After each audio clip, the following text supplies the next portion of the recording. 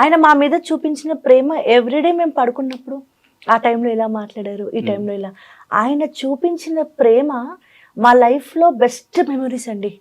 చాలా బాగా షూటింగ్లో మొత్తం కూడా ఎక్కడ కూడా నేను మెగాస్టార్ గారిని అన్నది ఎక్కడ ఎంత 0% కూడా లేదు. ఒక సొంత బిడ్డలాగా మమ్మల్ని, సందీప్ని ఒక కొడుకులాగా చాలా ఎఫెక్షన్గా.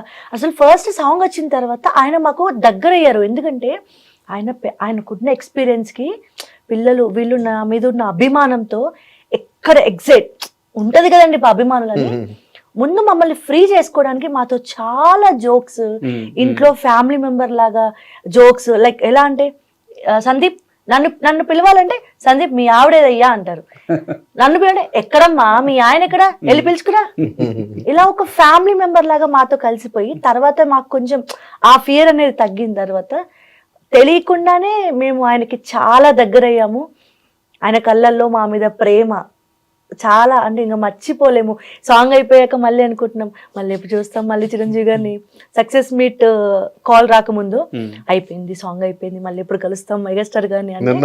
ఇప్పుడు నిన్న సక్సెస్ మీట్ లో కలిసి ఇప్పుడు మళ్ళీ ఎప్పుడు కలుస్తాను, నేను చాలా మిస్ అవుతున్నా చిరంజీవి గారిని.